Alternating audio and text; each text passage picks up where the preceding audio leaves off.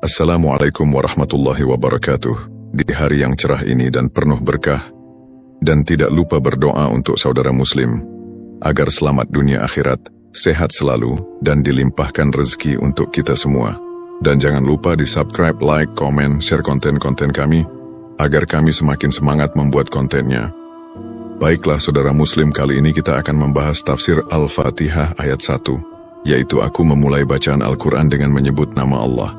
Nama teragung bagi satu-satunya Tuhan yang patut disembah, yang memiliki seluruh sifat kesempurnaan dan tersucikan dari segala bentuk kekurangan, yang maha pengasih, pemilik dan sumber sifat kasih, yang menganugerahkan segala macam karunia, baik besar maupun kecil, kepada seluruh makhluk, maha penyayang, yang tiada henti memberi kasih dan kebaikan kepada orang-orang yang beriman. Memulai setiap pekerjaan dengan menyebut nama Allah, basmalah, akan mendatangkan keberkahan, dan dengan mengingat Allah dalam setiap pekerjaan, seseorang akan memiliki kekuatan spiritual untuk melakukan yang terbaik dan menghindar dari keburukan. Dari tafsir tahlili, surah Al-Fatihah dimulai dengan basmalah. Ada beberapa pendapat ulama berkenaan dengan basmalah yang terdapat pada permulaan surah Al-Fatihah. Di antara pendapat-pendapat itu, yang termasyhur ialah 1. Basmalah adalah ayat tersendiri, diturunkan Allah untuk jadi kepala masing-masing surah, dan pembatas antara satu surah dengan surah yang lain.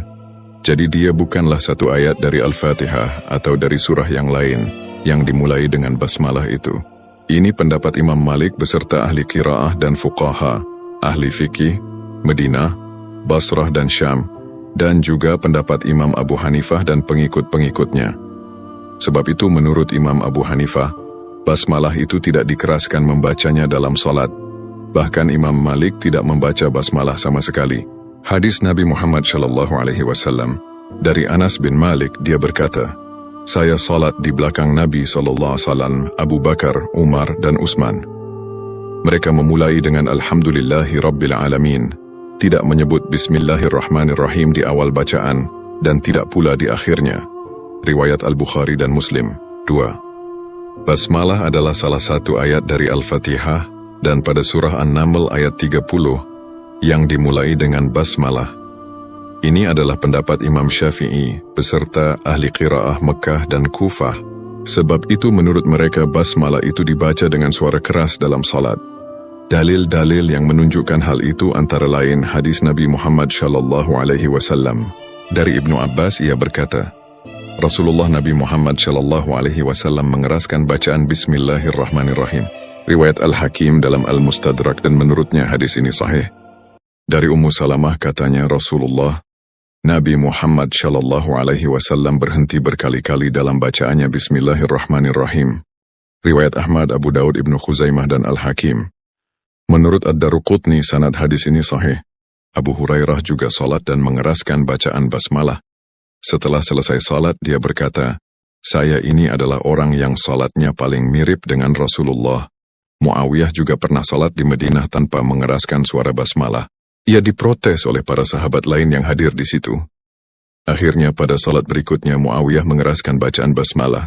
Kalau kita perhatikan bahwa sahabat-sahabat Rasulullah, Nabi Muhammad SAW telah sependapat menuliskan basmalah pada permulaan surah dari surah Al-Quran, kecuali surah At-Taubah, karena memang dari semula turunnya tidak dimulai dengan basmalah, dan bahwa Rasulullah Nabi Muhammad SAW melarang menuliskan sesuatu yang bukan Al-Quran, agar tidak bercampur aduk dengan Al-Quran, sehingga mereka tidak menuliskan amin pada akhir surah Al-Fatihah. Maka basmalah itu adalah salah satu ayat dari Al-Quran. Dengan kata lain bahwa basmalah-basmalah yang terdapat di dalam Al-Quran adalah ayat-ayat Al-Quran, lepas dari pendapat apakah satu ayat dari Al-Fatihah atau dari surah lain yang dimulai dengan basmalah atau tidak.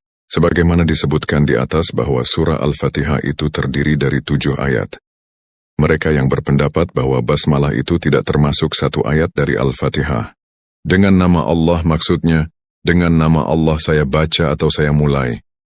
Seakan-akan Nabi berkata, saya baca surah ini dengan menyebut nama Allah, bukan dengan menyebut nama saya sendiri, sebab ia wahyu dari Tuhan, bukan dari saya sendiri. Maka basmalah di sini mengandung arti bahwa Al-Quran itu wahyu dari Allah, bukan karangan Muhammad SAW, dan Muhammad itu hanyalah seorang pesuruh Allah yang dapat perintah menyampaikan Al-Quran kepada manusia. Makna kata Allah, Allah adalah nama bagi zat yang ada dengan sendirinya, wajibul wujud. Kata Allah hanya dipakai oleh bangsa Arab kepada Tuhan yang sebenarnya, yang berhak disembah, yang mempunyai sifat-sifat kesempurnaan. Mereka tidak memakai kata itu untuk Tuhan-Tuhan atau dewa-dewa mereka yang lain. Hikmah membaca basmalah. Seorang yang selalu membaca basmalah sebelum melakukan pekerjaan yang penting, berarti ia selalu mengingat Allah pada setiap pekerjaannya. Dengan demikian ia akan melakukan pekerjaan tersebut dengan selalu memperhatikan norma-norma Allah dan tidak merugikan orang lain. Dampaknya, pekerjaan yang dilakukannya akan berbuah sebagai amalan ukhrawi. Seorang muslim diperintahkan membaca basmalah pada waktu mengerjakan sesuatu yang baik. Yang demikian itu untuk mengingatkan bahwa sesuatu yang dikerjakan adalah karena perintah Allah, atau karena telah diizinkannya, maka karena Allah dia mengerjakan pekerjaan itu, dan kepadanya dia meminta pertolongan, agar pekerjaan terlaksana dengan baik dan berhasil. Nabi Muhammad SAW bersabda, setiap pekerjaan penting yang tidak dimulai dengan menyebut basmalah adalah buntung, kurang berkahnya. Riwayat Abdul Qadir Ar-Rahawi. Orang Arab sebelum datang Islam mengerjakan sesuatu dengan menyebut Al-Lata dan Al-Uzza, nama-nama berhala mereka. Sebab itu, Allah mengajarkan kepada penganut-penganut agama Islam yang telah mengesahkannya, agar mereka mengerjakan sesuatu dengan menyebut nama Allah. Berikut adalah poin-poin penting dalam tafsir ayat ini. Disebut juga basmalah. Makna umum. Ayat ini adalah permulaan dari surah Al-Fatihah dan juga digunakan sebagai permulaan, pembukaan, hampir seluruh surah dalam Al-Quran, kecuali surah At-Taubah, serta disunnahkan dibaca sebelum memulai setiap perbuatan baik. Secara keseluruhan, maknanya adalah memulai segala sesuatu dengan mengharapkan pertolongan dan keberkahan dari Allah. Seolah-olah seseorang berkata, aku memulai membaca ini, melakukan perbuatan ini, dengan menyebut nama Allah. Bismillah. Bi artinya dengan atau dengan pertolongan. Ini menunjukkan permohonan pertolongan dan mencari keberkahan, tabarruk, dari Allah dalam memulai sesuatu. Ism artinya nama. Allah. Ini adalah Ismul Azam, nama Allah yang paling agung. Nama khusus bagi zat yang maha suci, Tuhan yang wajib disembah, yang memiliki seluruh sifat kesempurnaan. Ar-Rahman artinya yang maha pengasih.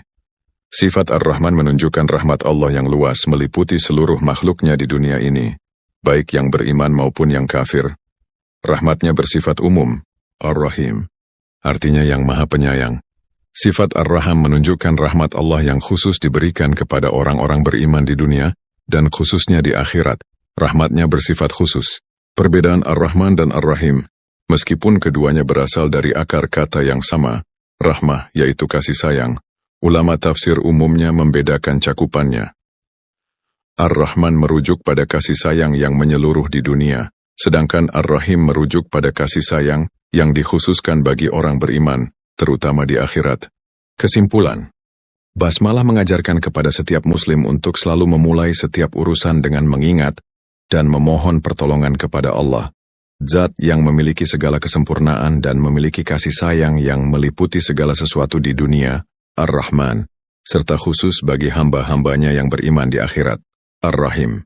Demikian informasi yang bisa kami bagikan hari ini. Semoga bisa menambah wawasan dan jadi inspirasi untuk kita semua. Saudara Muslim jangan lupa di-subscribe, like, komen, share konten-konten kami. Karena berbagi kebaikan itu mendapat pahala. Terima kasih atas perhatian dan waktunya. Dan nantikan konten informatif lainnya di video-video berikutnya. Dan mohon maaf bila ada salah ucapan dan kata-kata yang salah karena yang benar hanya milik Allah Subhanahu wa Ta'ala. Wassalamualaikum warahmatullahi wabarakatuh.